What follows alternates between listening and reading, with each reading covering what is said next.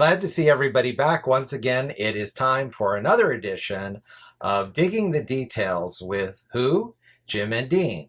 I'm Jim, author and Disney historian Jim Fanning, and I'd like to introduce my co-host, who is a wonderful Disney artist, writer, historian, and all-around enthusiast, Dean Brinkerhoff. Hey Jim, how's it going? It's going pretty good, Dean. How's it going with you?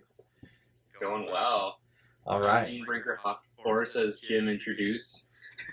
I'm here and ready to have another wonderful chat with Jim Fanning, who's a wonderful author, Disney enthusiast, and in ties with our topic tonight, he's also a wonderful lover of theme parks.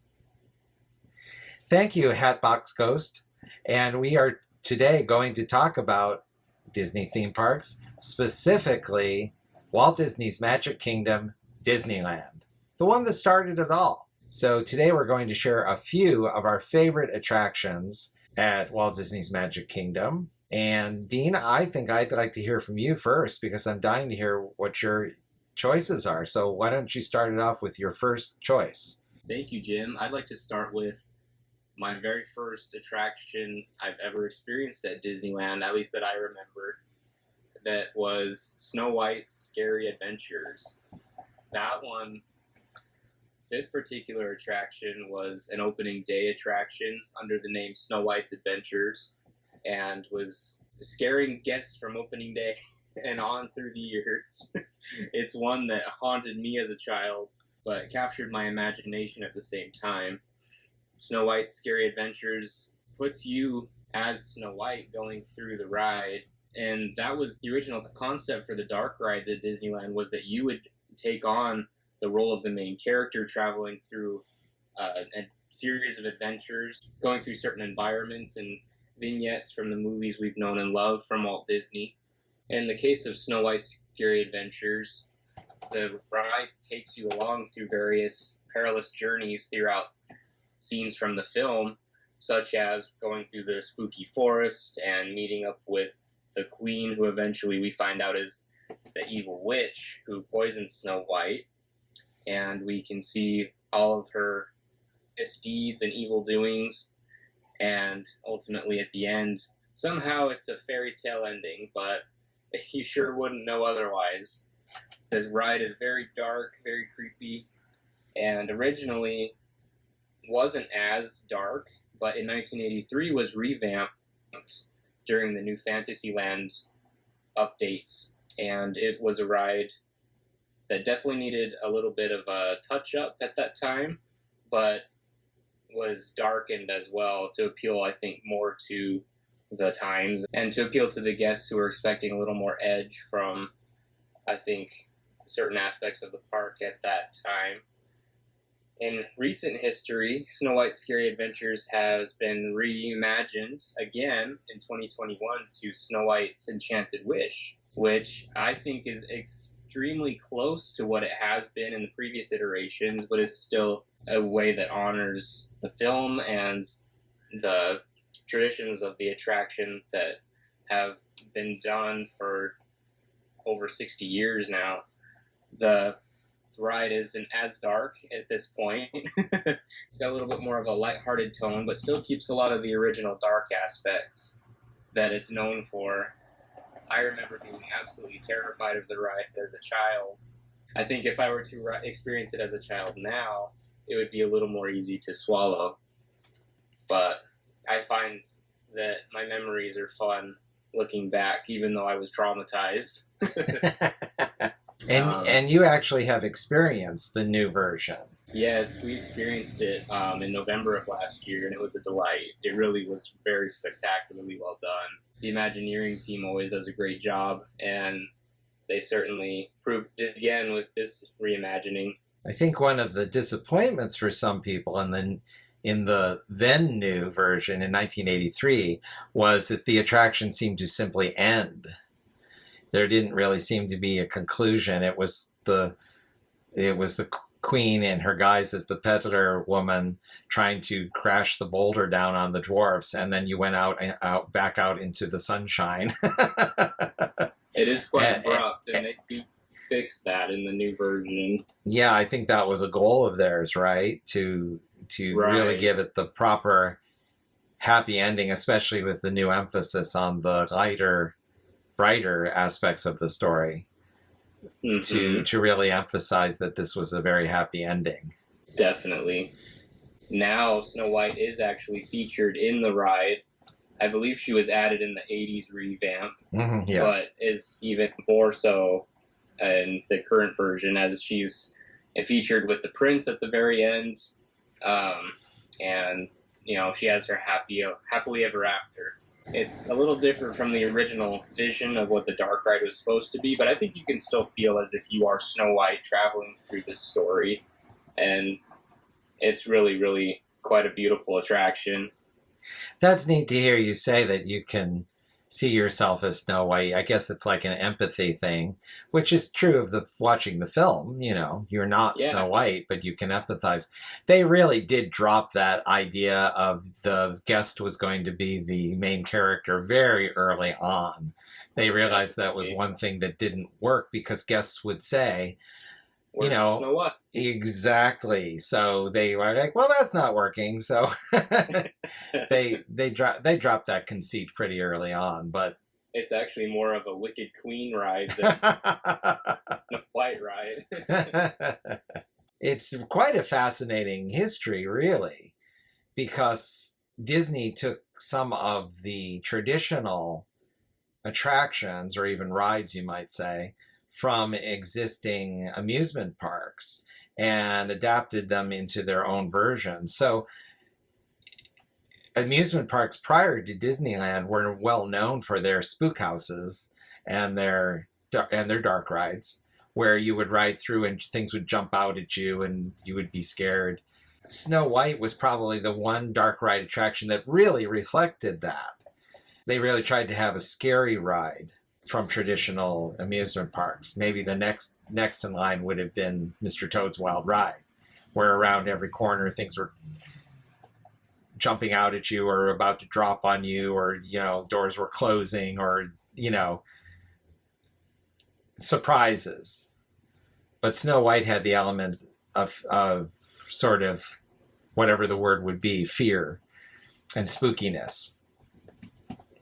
And I think it's one of the strengths of the original film that has from day one been so terrifying, because I think Snow White is such a lovely character and the Queen is so evil that those two elements put together, one intensifies the other. I feel like it's more in a proper balance, which is nice. I think it's a really good update.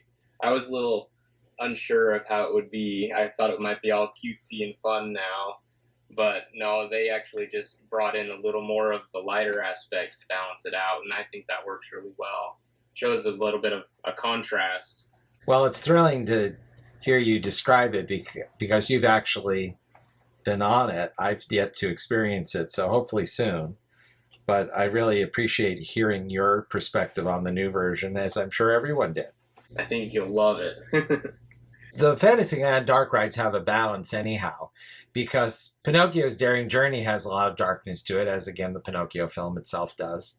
And then, as we said, Mr. Toad's Wild Ride is not exactly frightening, but it does have a lot of like, look out, what's happening now? And then, of course, you end up in hell. The wild ride. So it is one wild ride, but the fairest of them all is the one that we look to as the standard bearer. So she definitely did and still does maintain that exalted position in Fantasyland.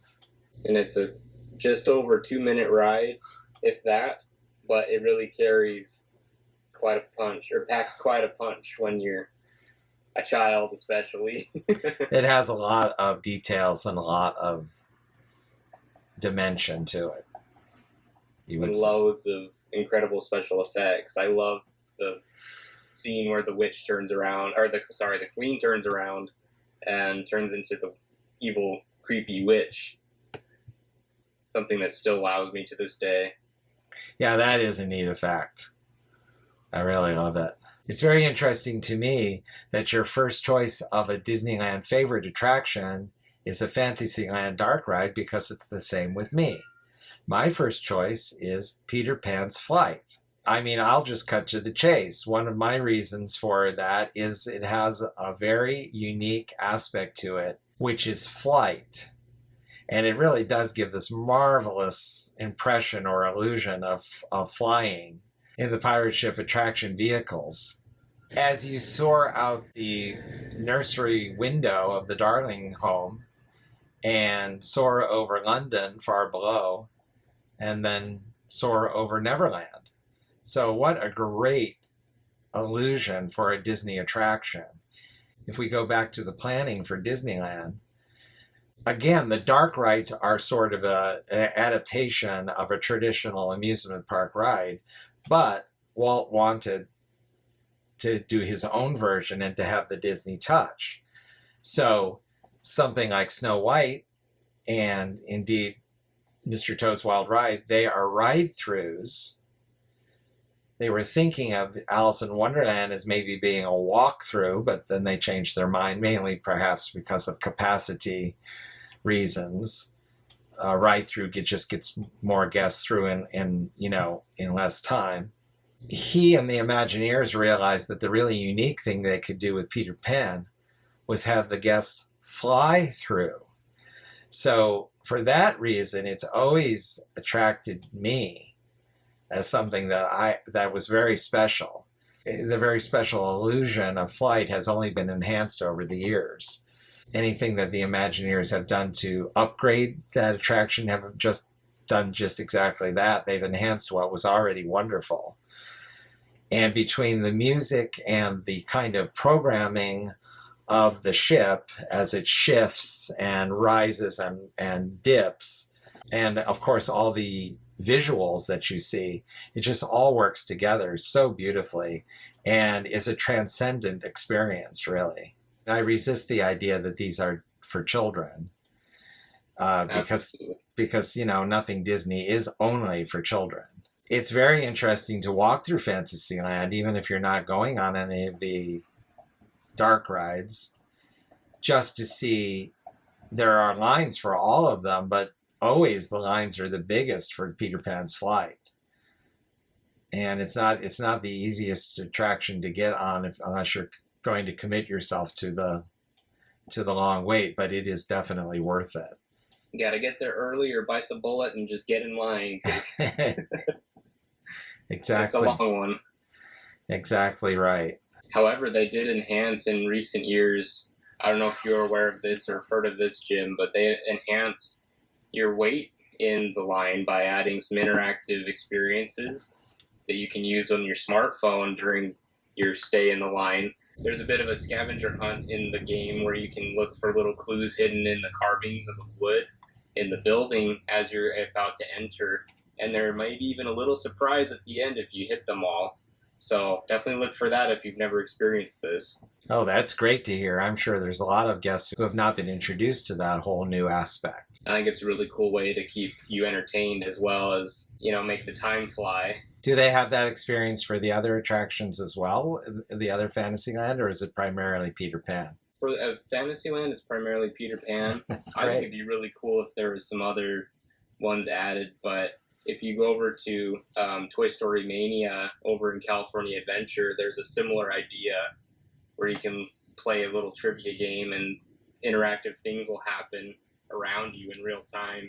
For my next attraction that I love so much, certainly is one of the popular and most ridden attractions at Disneyland, and that's the Haunted Mansion.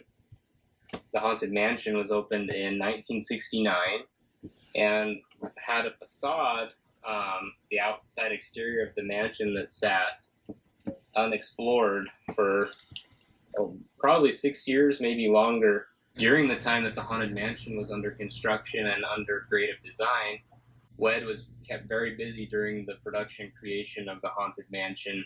During the 60s, it was very much focused on certain things that Walt Disney was striving to be a part of, such as the 1964 World's Fair. The Haunted Mansion was kept very, very mysterious during those years, and guests were very intrigued and excited at the prospect of what was happening in that area, what was going to be coming to this spot. There was a cryptic sign outside welcoming ghosts to come and stay. So who knows what was going on. But finally, in 1969, guests were able to go through the Haunted Mansion and to see what was in store for so long. I love the fact that the mansion is very clean, very tidy, very kept up on the outside, which was something Walt Disney wanted. He wanted to make sure that he didn't have, a rundown, spooky old mansion like everybody else had. But he let the ghosts take care of the interior while he kept up the outside. Unfortunately, Walt Disney never got to see it in full fruition because of his death in 1966, but his vision sure lived on for everyone to see in the years to come.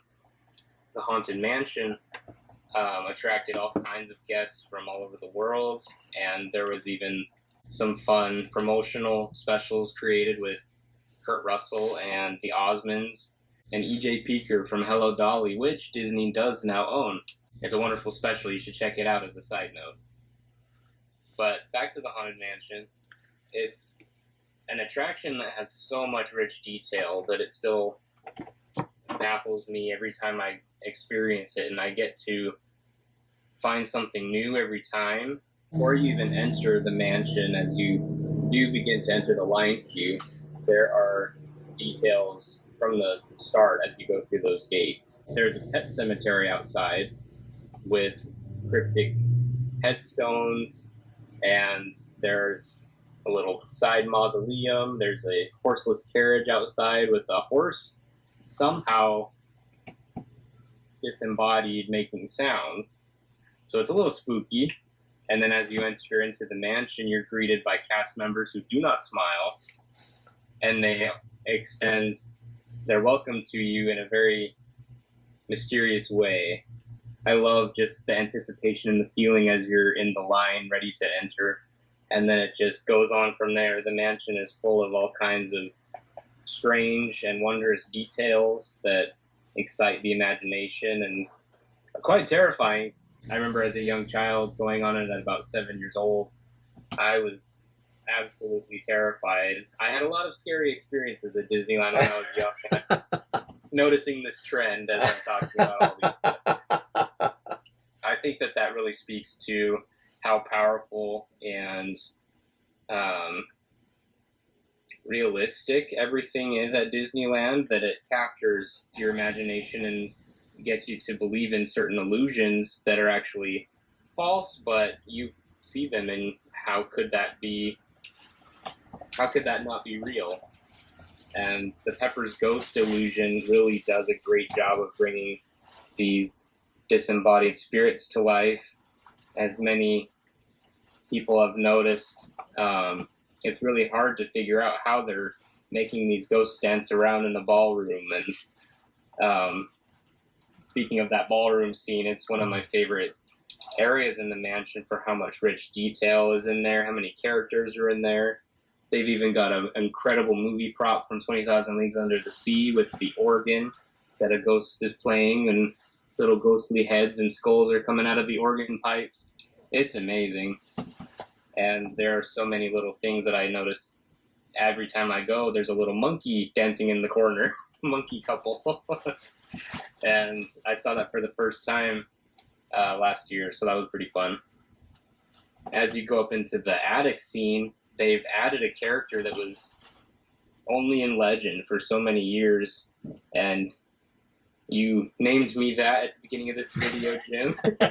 Mr. Hatbox Ghost. And he's certainly a favorite among Disney fans worldwide for his legend and for his creepy nature. He's one of the most sought-after characters in the whole mansion. Paul Frees is the wonderful narrator of the mansion as you go about your journey with him as the ghost host.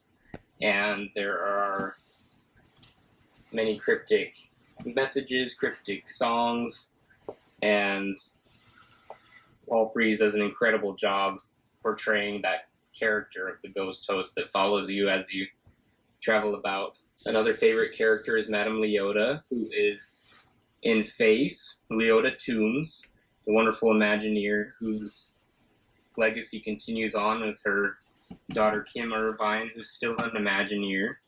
And the voice of Madame Liotta is none other than Eleanor Audley, who you may recognize in certain Disney films such as Sleeping Beauty. She was Maleficent in that film. And there are plenty of other fun characters, spooky ghosts and cryptic beings in that mansion. And my favorite, I think, if I had to pick one, there is this spooky shadow inside of a sarcophagus at the very end of the graveyard scene that if you turn your head and look over to your right at the right moment, you can see him for a couple seconds as you go by in your doom buggy. So look out for him. He's my favorite. I don't know what his name is, but I think the Haunted Mansion's legacy continues on, and they do a fun revamp overlay during the Christmas time hours with The Nightmare Before Christmas, based off of Tim Burton and Henry Selick's wonderful film. And it's something I love to experience at Christmas time. It's something we go to at the start of the day and we end the night with it. There's just something really spooky yet magical and enchanting as you go into both iterations of this attraction. There are some who definitely want to keep the integrity of the mansion alive, and they don't really love to see the overlay, but I'm one that sees the good in both, and I think they're both fantastic. I don't know if I could pick one or the other because they're both fun. Well, it's no surprise that anyone would choose the Haunted Mansion as their favorite, because it is so, as you said, rich and full of details and full of characters. It's interesting that Pirates of the Caribbean and the Haunted Mansion are always neck and neck as the two most popular attractions at Disneyland, and they're both in New Orleans Square. So how that's quite funny to me. It's in the amazing sense that everything is concentrated there. But Haunted Mansion does have a whimsicality, if you will, all its own. Somehow the whole ghost thing lends itself to the Disney approach or the Disney touch so well. And one of the TV episodes that is quite famous is Disneyland's 10th anniversary, and Walt is showing some concepts for Haunted Mansion, many of which are incorporated into it, but they were really just developing the ideas. So it's a lot of ideas, but that's what Haunted Mansion is. It's a lot of ideas that you experience as you go through. So I know you had mentioned Paul Frees, who's always such a delight in anything he does, even whether it be Disney or something else. We had mentioned him in the Mars and Beyond Digging the Details episode we did. And he has such a magnificent, rich voice, but he can kind of layer in sort of a welcoming but menacing attitude as well. So that's just quite a feat when you stop and think about it. If you had to pick, do you know who you would choose as your favorite, Jim? It might be the singing busts, because I do like music and singing, and the song you had mentioned is so wonderful, written by Extencio and George Bruns. Oh yeah. So that's where you really get to hear it. And the singing busts, for those that may not know, are the broken statues that are kind of in disarray in the garden or graveyard, and the faces of the busts are singing. Just a super imaginative idea from the Imagineers that's pulled off so well. So probably they would be my favorites, or Madame Liotta, because as you say, Eleanor Audley, she's just absolutely spectacular in everything she does. Oh yeah. So those are great picks, Jim. That's awesome. My next attraction that I would choose as a favorite is Walt Disney's Enchanted Tiki Room in Adventureland. A wonderful show that is a sit-down theatrical experience that immerses you in this environment of beauty and song and fun. And again, this is almost a crystallization of what a Disney show can be, because it's utterly unique. So much of it you have to look up at. Who would have even have thought of that? The birds and the flowers are kind of above, and then as the attraction goes on, the room itself, since it is the Enchanted Tiki room, comes to life, and the carvings in the walls even come to life to sing and to entertain. So it's well known as the introduction of audio animatronics technology that Walt Disney was so into and so proud of. But aside from that, even, that's the technology that makes it possible. But as a show and as an attraction, it just has everything that a Disney attraction should be, including a great pre-show out in the Tiki Gardens with the various Tiki gods coming to life and explaining who they are. A wonderful song by the Sherman Brothers, wonderful music, wonderful performances, great personalities, great color and design, a unique setting, and surprises at every turn. It's been there so long and is so well known. It opened in 1963. It's so well known that it's easy just to take it for granted. But luckily, I think in recent years it's taken on new popularity, and people have once again appreciated it as the spectacular show that it is. So I think it's just one of my absolute favorites, and I always recommend it to people and take people to it. And I think some people are like, well, what is this anyhow? And then when they experience it, they're like, wowed. That's a fantastic attraction, Jim. It's sad to say that I think a lot of times it gets overlooked in modern times because people are rushing to get to Indiana Jones Adventure or to New Orleans Square. However, if you're on a day where you can take that time to go a little slower, sit and enjoy a pineapple Dole Whip, stop by and check the show out, because it's truly a wonderful show. It is shortened these days, but it's still very much in the spirit of the original Walt Disney attraction, and I love how it still proclaims Walt Disney's Enchanted Tiki Room on the outside. Yes, very important to me as well. And, it does not bother me. For those that may not know, a little bit was trimmed out. One musical number was trimmed out to shorten it a little bit. And that does not bother me at all. I know that, I actually consider myself a purist, but some purists are not happy that that was done. And I can understand that viewpoint, but I could also understand that there is a lot going on in that show anyhow. Yeah. So I don't think it's missed. And a sad fact about today is that attention spans are much shorter. So if it sharpens the impact of it a little bit, that's okay. And also, it's not much to have cut out. They really could have been much more drastic about it. Somebody could have said, let's cut it in half. Like all Disney things, I think, it still carries its original impact, its original charm. And audio animatronics have surpassed it many times over. But on the other hand, have they?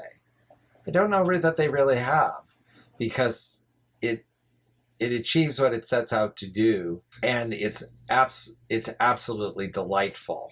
It truly is. It's a wonderful place to go. The one thing that a lot of people don't know, and I always point this out to people that I accompany as we experience Walt Disney's Enchanted Tiki Room, is that if you ask the host as you enter, they'll allow you to wake up Jose, because the show starts with the host saying, "It's showtime, Jose, please wake up."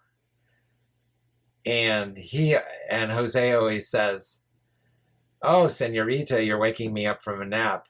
Those were in 1963, all the hosts or hostesses were always female.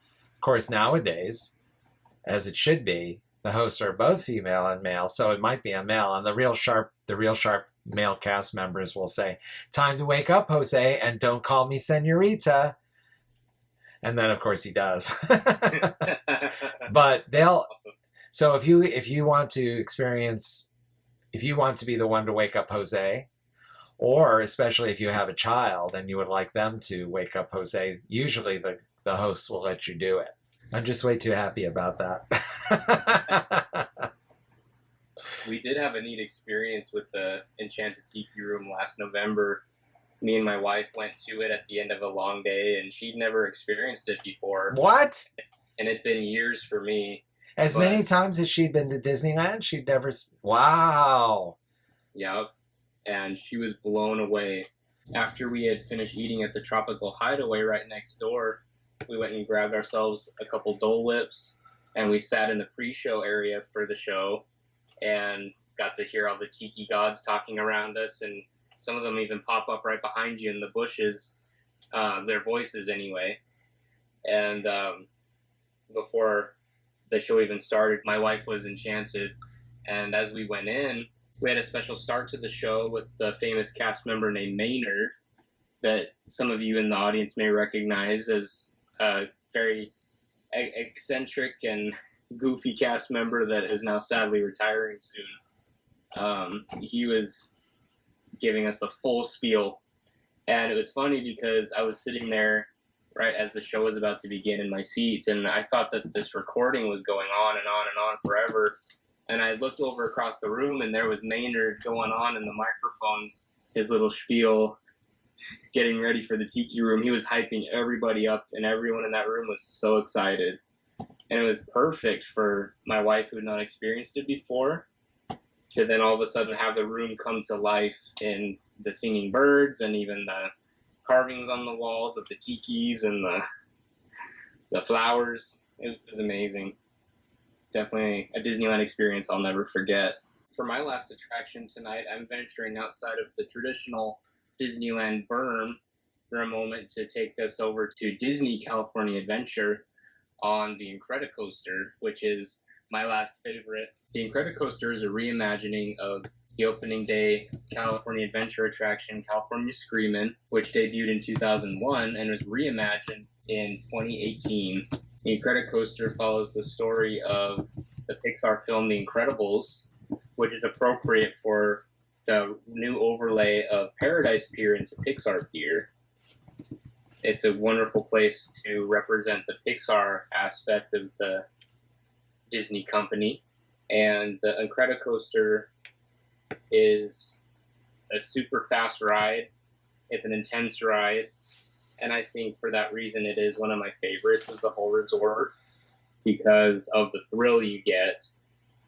Certainly, Disneyland has Space Mountain and Big Thunder and the Matterhorn, but Incredi Coaster, I think, adds the highest thrills, and it has the upside-down loop-de-loop that always terrified me as a child. Never was able to go on it until I was a teenager, but it's one of my favorites for the fact that they took an existing ride that was mainly just kind of, like California Screamin' was always a fun ride, but there wasn't much theming. And Incredi Coaster took that and doubled, tripled, even quadrupled the theming. Certainly for a attraction of this speed and of this amount of thrills, there doesn't lend a whole lot of time for storytelling. But with the Incredi Coaster, they did add as much as they could, jam-packed the storytelling. In every tunnel that you go in on this attraction, there are little vignettes of a story of the Parr family, who are, of course, the stars of The Incredibles, trying to capture and chase down their baby son, Jack, who's causing mayhem and all kinds of damage to the surrounding area. He's using his laser eyes, and he's growing to immense sizes and in search of all these various things that are capturing his attention, like a raccoon and fun cookies and things like that. One of the fun details as you begin on this attraction is, as you're about to launch, you hear the voice of Dash Parr, and he launches you off with a countdown, and then as you're about to go up the hill, there are splatters in the water that simulate his run from the movie, him running on water. And it's a neat little touch that they added. I don't know if that was there this whole time. I can't really remember. I don't think it was. Wow. It's a fun little detail that they added to add to the excitement. There are fun scents. You can smell some chocolate chip cookies in certain parts as Jack is searching for his coveted cookie Num Num from the film Incredibles 2. And the whole ride is boosted by an incredible score by Michael Giacchino, who of course scored the original Incredibles film as well as its sequel, and is definitely a Pixar and Disneyland Resort veteran. He also lended his talents to the revamped musical score for the Space Mountain ride. Ultimately, the ride concludes in a very fun ending, which I won't spoil for those who haven't ridden it yet.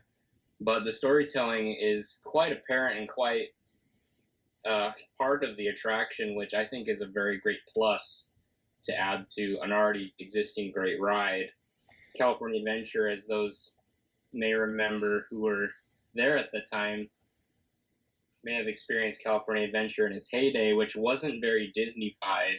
And I think that they have done a really great job of adding a lot of the newer elements, such as the Pixar elements and the Marvel elements, and adding a lot of Disney, traditional Disney as well, adding a lot of Disney proper as well to the park to really make you feel like you're in a Disney park versus just a California park, which is a good distinction to make, especially to honor its sister original park, Disneyland. I think it's such a great point about the storytelling elements that have been added. I have not experienced the new version, so it's amazing for me to hear all these great details. And that was the first thing I thought of when you were talking about the details, is that was entirely missing from the original version. It was quote unquote just a roller coaster, Yeah. And I mean, it had some kind of new, advancements, some plussing that other ordinary roller coasters would not have. Still, it was not in the Disney vein of if you're going to have a roller coaster, it has to be something special. So it's fascinating to hear what they've added. I did not know all of that. Yeah, it's definitely one I love to ride. And me and my sister, on our first ever time riding it, decided to go on it maybe like 4 or 5 times in a row, and we were so sick by the end, but it was so fun. There's a lot of examples like that in Disney California Adventure, where they took something existing and made it and really improved upon it and really enhanced it. So they're very special experiences now. And for my generation who have grown up with the Pixar films and love them as much as the traditional Disney films, it's special to see them represented in a Disney park as well. Well, my final attraction is the one that really started it all, and that's the Disneyland Railroad. Ooh, great one. There are different accounts of the genesis of Walt Disney's idea for Disneyland. One of the real true cornerstones of the whole concept for Disneyland is a railroad. Many people know that Walt Disney was a train enthusiast and had a miniature railroad in his backyard, the Lily Bell. The Carrollwood Pacific with its locomotive, the Lily Bell. And he would take guests around his backyard on that amazing little train that he had. And there were all kind of plus elements. So in a way, it was like almost a dry run for what Disneyland, or what the basis of Disneyland could be. So with his great love for trains, he knew that a railroad would have to be an important part of Disneyland. And so it is to this day. And I think that one of the most important parts of it is not only has a charm and it's part of the environment, because even if you're not taking the Disneyland Railroad, you can hear it and see it from different points in the park. So it's part of the environment. But if you do take it, it's an experience of the park like no other. I mean, I know that it was often recommended that first-timers should take the train just to get sort of an overview of the park. Taking the Disneyland Railroad is almost seeing Disneyland through Walt's eyes, because it was certainly his one of his favorite, and he would sometimes engineer the train. He would sometimes be in the cabin and running it. He loved doing that. And a lot of times guests didn't have any idea that Walt Disney was at the controls of the train they were riding. What an experience that would be. But to have the Grand Circle Tour of Walt Disney's Magic Kingdom via the train that he loves so much is a great experience that everyone should have. And it has a charm and a relaxation, an old-fashioned tempo almost of its own that helps you ease into the Disneyland experience. So for me, the one attraction that I must always experience is the Disneyland Railroad. Again, just to experience the park as sort of a whole, and see the various lands through this wonderful slice of Americana that you can't really get anymore. So to me, it is absolutely my all-time favorite Disneyland attraction. That's an awesome pick, and that's definitely an attraction I must experience at least once, plus, if I have the time.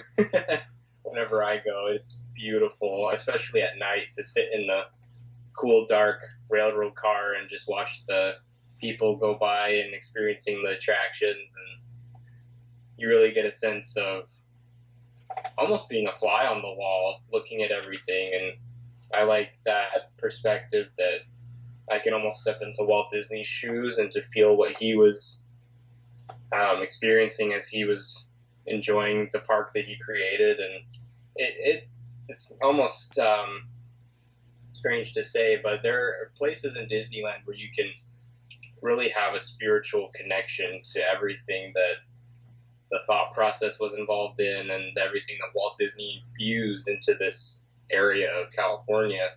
It's incredible. You're in a whole new world, and the railroad certainly adds to that feeling and that illusion and everything that Walt Disney strived to create. Again, just think that that's really what started Disneyland. So it's an experience of Disneyland sort of almost from the ground up, if you will, and something that was so important to Walt. Well, Dean, it was great to hear your different choices for favorite attractions. I know you have a lot more, as of course I do. So perhaps we'll visit this subject again and hear some more of your both expected and unexpected choices. Thank you, Jim. It was wonderful to hear yours as well, and I'm looking forward to more.